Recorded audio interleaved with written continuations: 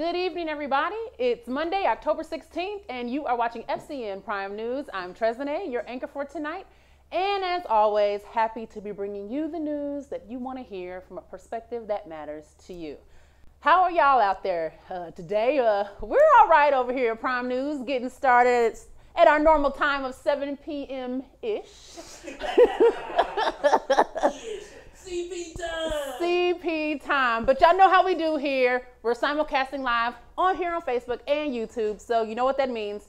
Please tell us what you really think in the comments as we report on these stories. We always want to hear from y'all, so please don't hold back. We will definitely read them on air. And at the same time, let your friends and family know what you're watching tonight. Share this on your Twitter feed, on your Facebook page, and let them know so they can tune in, all right?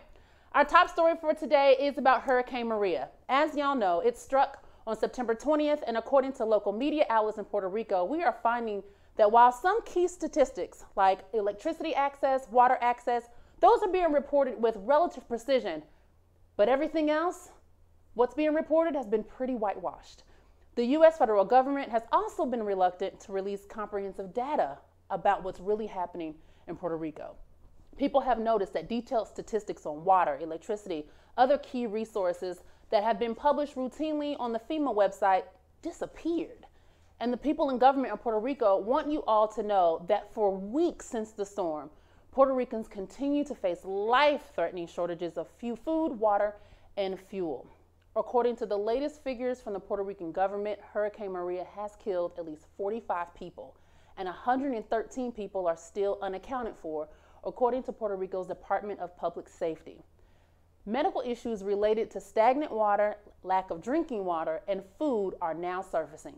The San Juan mayor told news reporters that there is now conjunctivitis, scabies, and people are dying from leptospirosis, which is what happens when you drink water that's been contaminated by dead animals. Fungus is breeding in homes. They have no solution to clean these homes of this fungus that's caused by stagnant water, so people can actually get back into their homes. We've got 80% of homes still without electricity. We've got 40% without running water, and 75% of telecommunications networks are still inoperable. 43% of the island's 300 bank branches are still closed. So you've got many people who don't even have access to the financial services and cash they need to even navigate the issues. With the conditions still grim and nothing being expected to be fully restored for months, many people have found themselves scrambling to build lives away from Puerto Rico. Thousands have left for Florida and New York without even knowing if it's going to be temporary or permanent. Florida officials have said that more than 20,000 have come to their state since October 3rd. There's about 1 million Puerto Ricans in Florida already. That's second to New York. Here's why this accurate reporting matters. Facts and figures like these are critical when it comes to relief efforts. They are essential to understand the situation and make decisions on how to allocate resources during recovery. And they can also be key tools for citizens and media outlets to work together to hold the government accountable for their commitments to the public. What mainstream media has done with statistics in describing the relief effort is report mostly on the positive numbers, such as the number of hospitals that have reopened, gas stations that have reopened, and things like that. But the Puerto Rican governor has cited this as an unprecedented catastrophe, and he's lobbied Capitol Hill for a significant new influx of money as the island perches on the brink of what he calls a massive liquidity crisis. In this 3-page letter he sent to Congress, he's requesting more than $4 billion from various agencies and loan programs to meet the immediate emergent needs of Puerto Rico. This is also a struggle because, as you know, Puerto Rico only gets 1 representative in Congress. So it's really hard to have what they need to be heard actually heard. The House is expected to vote on the measure for how much money to give Puerto Rico this week. We will certainly keep you guys updated on that. At the same time, we're trying to figure out ways that we can help Puerto Rico, other than donating to places like the Red Cross. I will be researching this week on all of the local charities in Puerto Rico, and I'll be posting that on our website at the end of the week and sharing it on social media for those who want to send something to help those in Puerto Rico. On the other side of the continental U.S., wildfires. up to 100 miles wide, as the death toll has risen to 40 in Northern California. These fires are involving 10,000 firefighters, combating 16 large fires, and have forced 100,000 people from their homes. Dozens of people are still not accounted for, and 5,700 homes and businesses have been destroyed. These fires are the deadliest the state has seen since 1923, according to the New York Times. Sonoma County and Napa County are overwhelmingly Hispanic and Latino. There's pictures that we have that are being queued to show you just how devastating the fires have been to some communities. As you can see, the before and the after, these suburbs have been destroyed. People are being allowed to go back into their homes, if for nothing else than to deal with the fact that there is no home anymore and to begin picking up the pieces. We'll be right back after this commercial break with more news stories.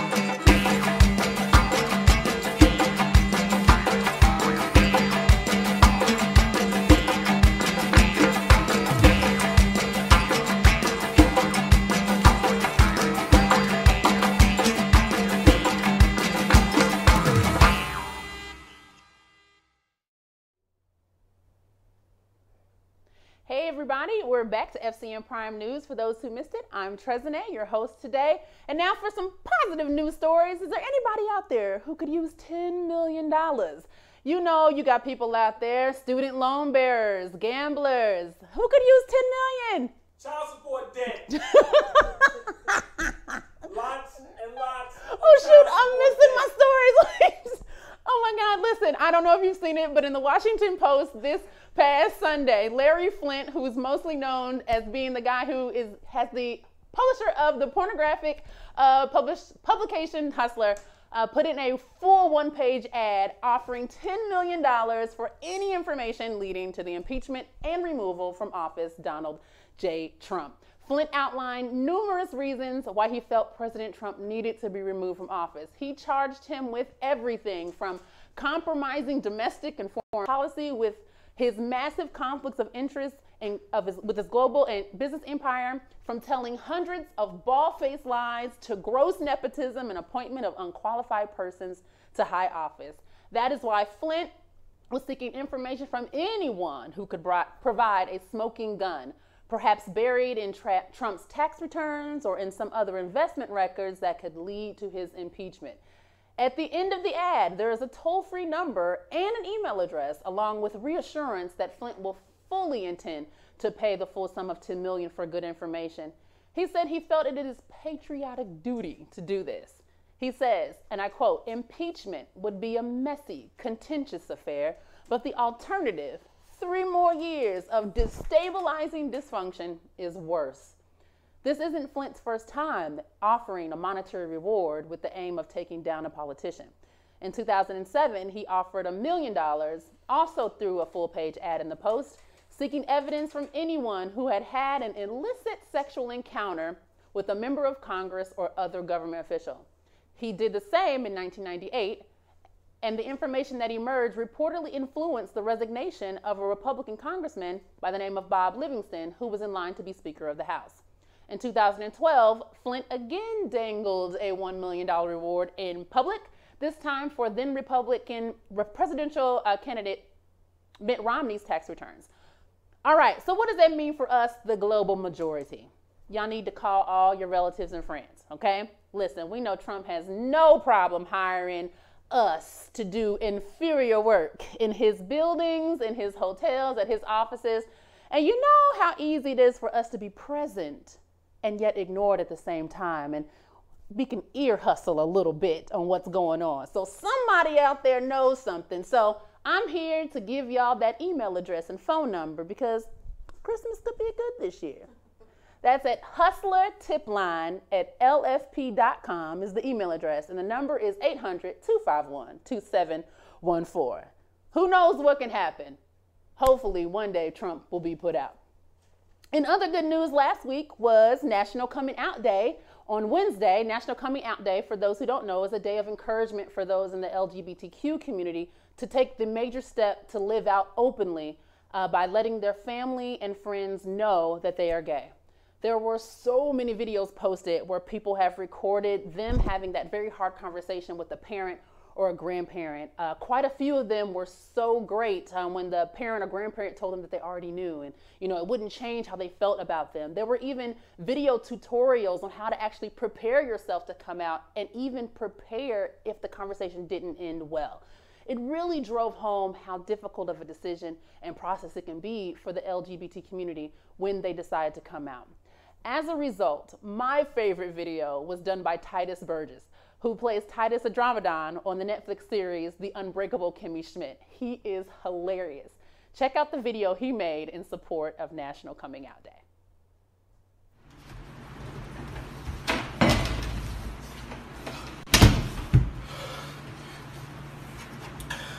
Life is so much better when you come out of the closet.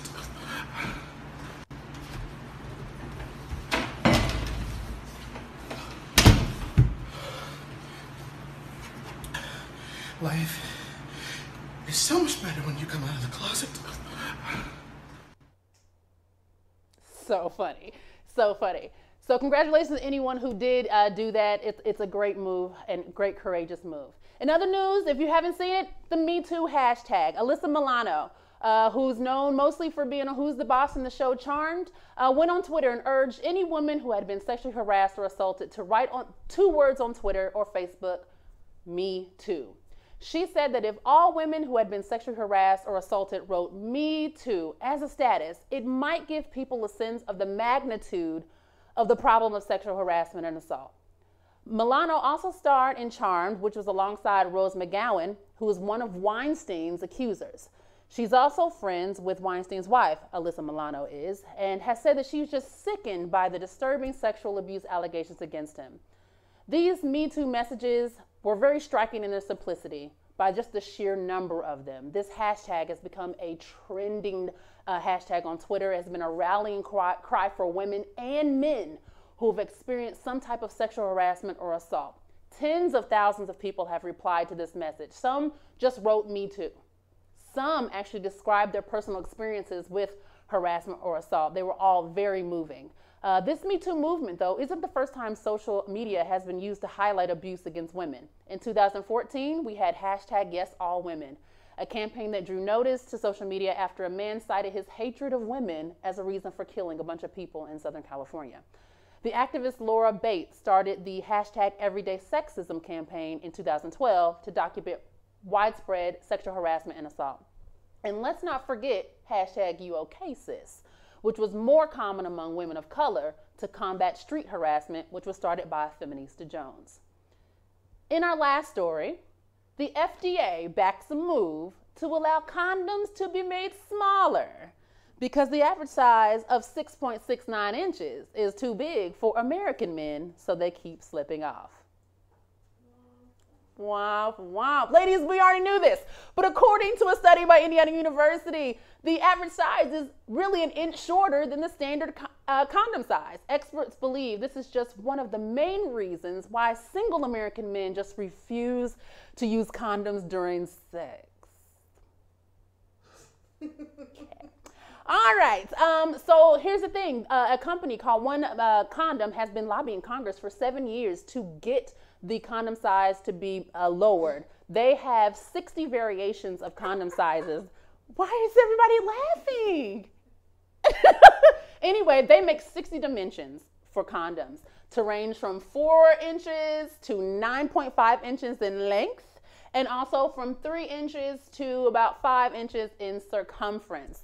Yes, so the FDA, I know, right? Everybody's like, what? Yeah, listen, I knew all them Magnum condom sizes in the store was just a play, okay? All right. So with that said, you will soon be able to go out, guys, and get condoms that fit a little better so you can avoid the risk of transmitting sexually transmitted diseases and unwanted pregnancies.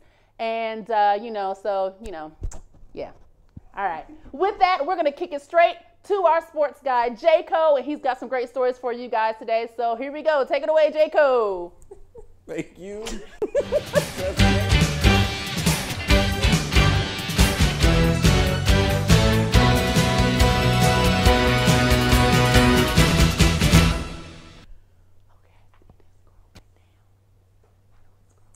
Thank you, Tresnay. I'm glad we have that bumper. Gave me a little time to compose myself after that excellent story. So what you're telling me is that they could potentially have a 4x3 sized condom. Is that?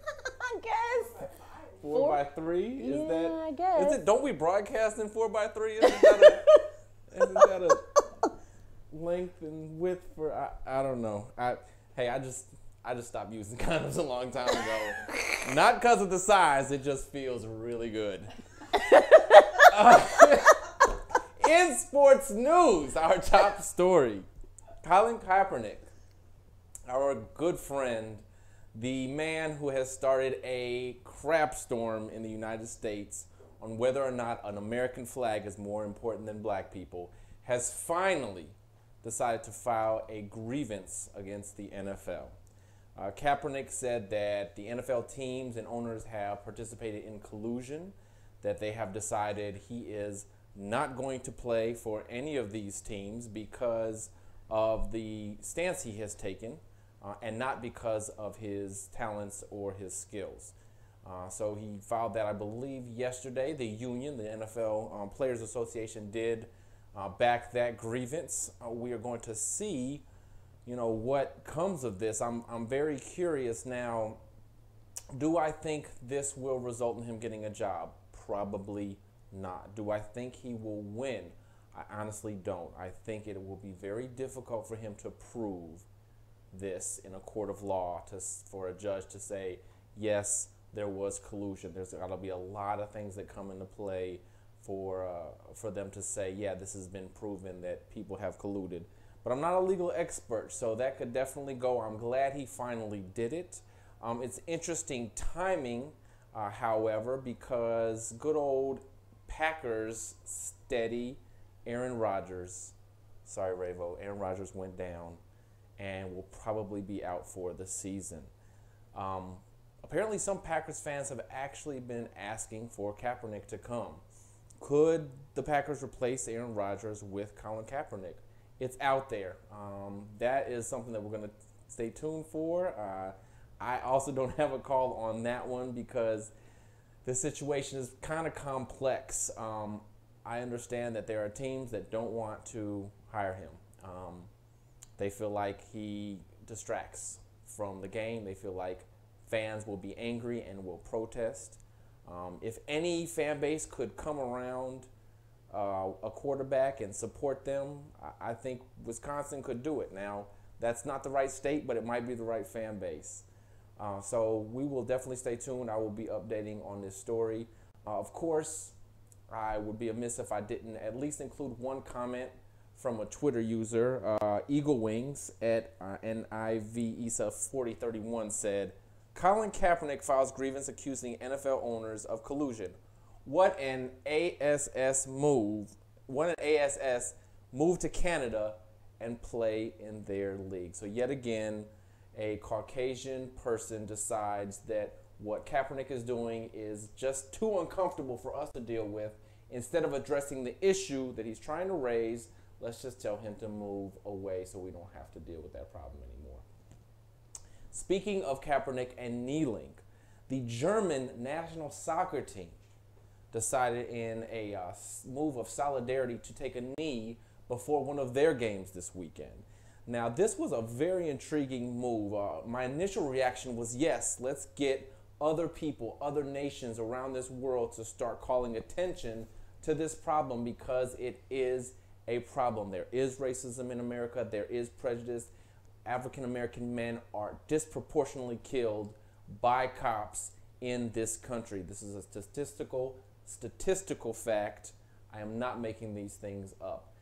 But then I had a discussion with someone, and they said, well, it may not be an actual backing move. It might be a political move. So I thought about it. Well, Angela Merkel, who is the is it Chancellor? She's not president. Is it Chancellor of Germany? I believe it's Chancellor. She's the Hitler of Germany. Oh my God. I'm not going to say that, but she does not like Trump. Okay, I think it's been well documented that those two do not get along. He's dissed her on one too many occasions. Germany has, even as of recently, had issues with racism at their soccer games. So it could be a political move. I'm going to view it as they are standing behind Americans. They are wanting to call attention as well to this injustice. There is actually someone on the German national team from the Ivory Coast. He is an African male. So, you know, they have seen the prejudice against their teammates. And as a team, I don't know as a nation, but as a team, they are standing or kneeling in solidarity. So I like that story. I will report more if anything else develops on that. Now, the WWE, we're going to move on. The WWE has signed two Middle Eastern and Indian stars, superstars. India's Kavita Devi and Jordan's Shadia Baseso. They signed a developmental contracts with WWE NXT, which, as we know, our good friend Triple H, The Game, handles that. Vince McMahon, now I've heard a lot of different things about Vince McMahon, a lot of good things, a lot of bad things, and he has been definitely accused of racism over the years. However, he has proven time and time again that if it is a good money-making move, then he's down for it. Vince McMahon loves money, and he is going to make that move whether you are, I mean, he's got Jinder Mahal, who is also a Middle Eastern male, as the WWE SmackDown champion. We've had African-American men at the top level as the spokespeople, as the face of the WWE. This man does not care what you look like, as long as you're cutting those promos, as long as you're bringing those fans in, he will put you up there. There's only one thing I think that we've all known and seen that Vince McMahon loves more than money. And what would that be? Vince McMahon likes big sweaty men. Vince McMahon likes big sweaty men. Vince McMahon likes big sweaty men. Vince McMahon likes big sweaty men. Vince McMahon likes big sweaty men. Vince McMahon likes big sweaty men. This has been J. Cole with your FCN Prime News Sports. Thank you. Stay tuned. We'll have the revolution up with our pop culture. Back to Tresemme in a moment.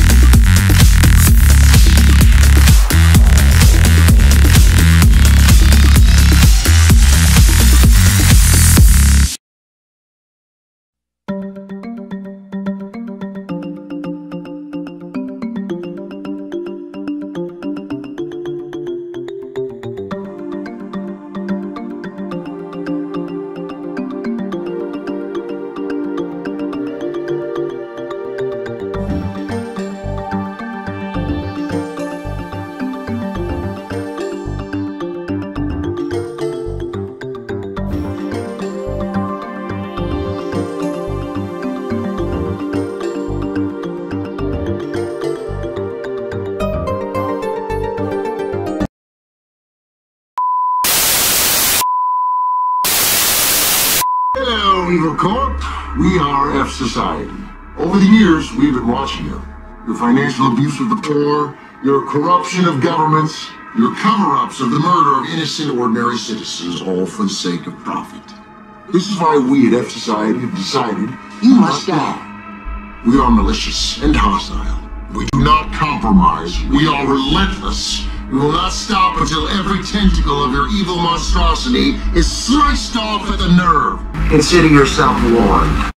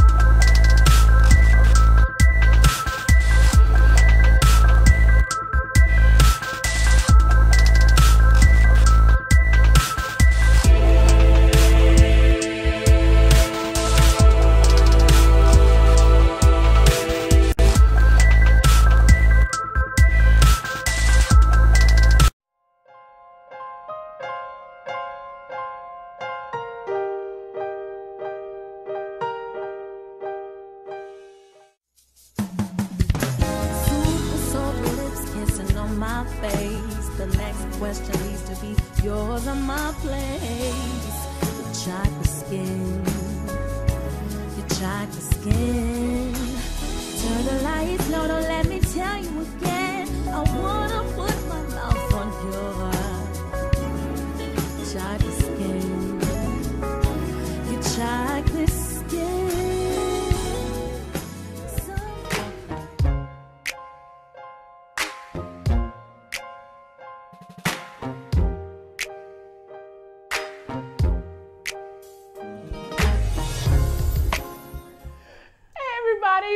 Welcome back to FCN Prime News.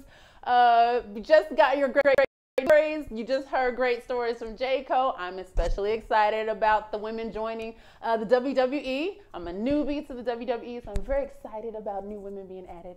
Anyway, but you know what's coming up next. Save the best for last. We're going to head over there to the Pop Culture Corner to hear from the Revolution for today's pop culture stories. He's shaking his head. I don't think he liked that intro at all. He's wincing almost of his just...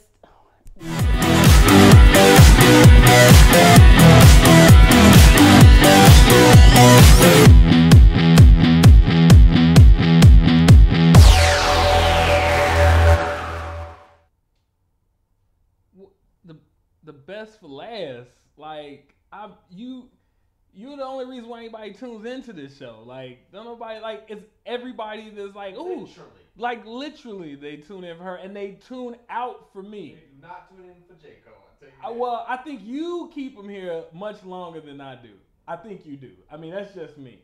But nevertheless, this is the Revolution and this is Pop Culture on Prime News. Tonight, ladies and gentlemen, I literally tried to start very small because I am about to blow all the way up because Marvel released the latest Black Panther trailer.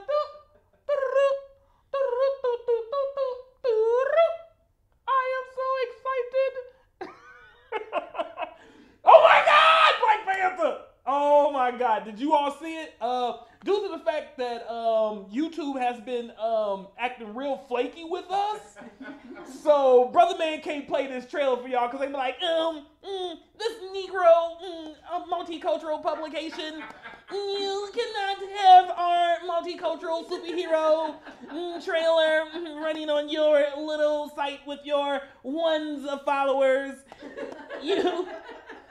You must pay us for licensing. You can't even pay your people to work, so how can you pay for licensing? Layman. I know that's what y'all out there doing.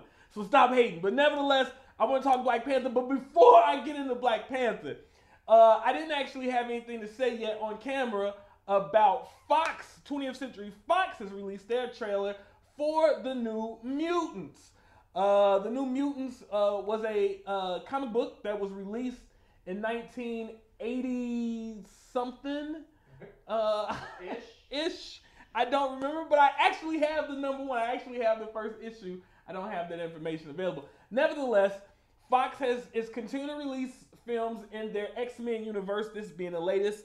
The New Mutants is going to follow a teen group, an assembly of mutants. And for some strange reason, this trailer and this film is being reported to have a more horror slant. See, let me say something to you, Fox.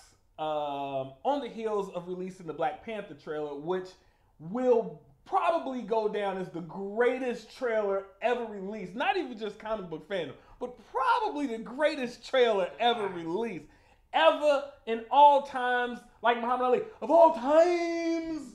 Like, it's the greatest trailer ever. But you all released a trailer that, let me say this, on its own merit, it was a good trailer. On its own merit, the direction for Teen Titans, the New Mutants seems very interesting, and it seems like it's a fresh take on the X-Men franchise. That's over there. That's the standalone excerpt that I want to say. Now, my actual opinion. Fox, is you stupid or is you just plain dumb? How are you going to release the New Mutants when you released Logan, who literally said, oh, these new kids are the New Mutants? And you actually even had some people in there like Richter, who was a new mutant. So you are letting us to believe that you are going to let the New Mutants be this band of children that you found from Logan. Why can't you, Fox, continue to make a cohesive universe? This place is it's a shamble. This is built on just sand. It's like Disney World. It's like, yeah, Disney World is a shaky, awful place that you think looks beautiful on the surface, but it's filled with secrets. Awful secrets. Awful. Like Walt Disney was actually a Nazi sympathizer. Nevertheless, Fox, you're messing up big time. You actually, in the first class, you introduce us to Teen Mutants there. Then you move away from that. You kill everybody and you go straight to the 80s, which you then show us another group of Teen Mutants, Jubilee being one of your most popular mutants. And then you move away from that to give us this New Mutants that looks like it shouldn't even be in this universe. Fox, hey man, y'all was effing up. Y'all was effing up bad, fam. The only other people that's messing up bigger and worse than y'all is the Justice League. Oh my God. The Justice League, y'all messing up primarily because y'all universe sucks, aside from Wonder Woman. But y'all cast Rapey make Aloha and Touchy make Filsters, Boston make Grabs, and then his brother. So y'all got, two Afflecks is Grabby make Grab asses, and Rapey make Aloha. So y'all taking an L right now. Woo, but you know who was taking that W? I'm talking about that W, and this W ain't for win, baby. This W is for Wakanda. Yes, ladies and gentlemen, Black Panther. Black Panther so lit. I don't know who did that, so I just can't give y'all credit for it. I want to create a Black Panther hashtag. My Black Panther hashtag is going to be the Black of the Panther.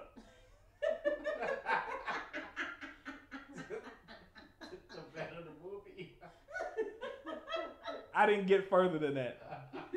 I stopped at the Black of the Panther. That's it. Hashtagging it. The Black of the Panther. Oh my God. This trailer legitimately gave us so much. There are plenty of places out there to go and see the breakdowns and what's all in there. Obviously, we are all in love right now with the fact that we're seeing the sibling connection between Black Panther and his kid sister. We got to see Angela Bassett looking like supreme royalty. We also got to see Eric Killmonger, excuse me, and we got to see Claw. We got to see him and his tech. One thing that I really want to talk about is that I feel that Marvel has the pulse of not only, it's not about being African American or African, continental African, or Caribbean African. It's literally being a minority and really capturing a group of people, even though they're fictitious, but making them so much larger than life and regal. It's going to be amazing. I personally think, I want to say this right now, just off the trailer alone, I love to give predictions. And my prediction is, let's see, Wonder Woman did 103 million opening. Spider-Man did 133. Civil War did 170 something, if I'm not mistaken. And what's the name of the Avengers? Ultron, the last Ultron. Ultron did 194. I'm predicting that the Black Panther will do between 175 to 185 million. I actually want to go a little higher. I actually want to say Black Panther might actually, its opening weekend might do about 185 to 188. This film looks amazing. It looks absolutely stunning. If you haven't seen it, please go on YouTube. Maybe can we link the trailer? We can link that. We'll link the trailer somewhere so we don't get in trouble by YouTube. We don't like you, colored folks. But other than that, I think it's gonna be amazing. I think it's gonna be a great film. Kudos to Marvel and Disney. Thank you all so much. That's it for me at Pop Culture. And congratulations to the Indian young woman that got signed by WWE Developmental. She was really fantastic in the Mae Young Classic. I thought she had a lot of promise. And the woman from Dubai, I think she's a CrossFit athlete, and I think she does something else. I think they're going to bring her on as well. They signed both of them. Congratulations to all our people around the world that are making big moves and doing big things. I'm the Revolution. Stay tuned for more Prime News.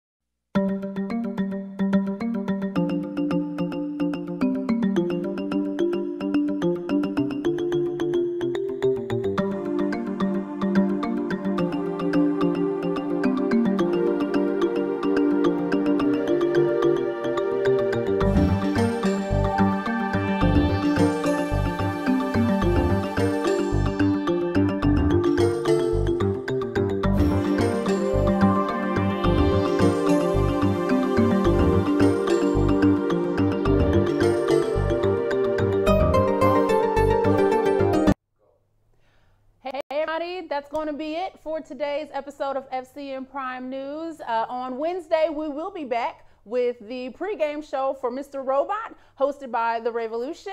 On Thursday, FCN Prime News will be back at its regularly scheduled time, 7 p.m.-ish, followed by the pregame show for Scandal, hosted by Starlet K. Mathis. So we definitely want to see you guys then. In the meantime, visit our website, thefifthcolumnnetwork.com. It has all of our episodes. You literally can sit on there for hours and just catch up on all the stuff that we've done on all of our shows. And so with that, we'll see you guys next time.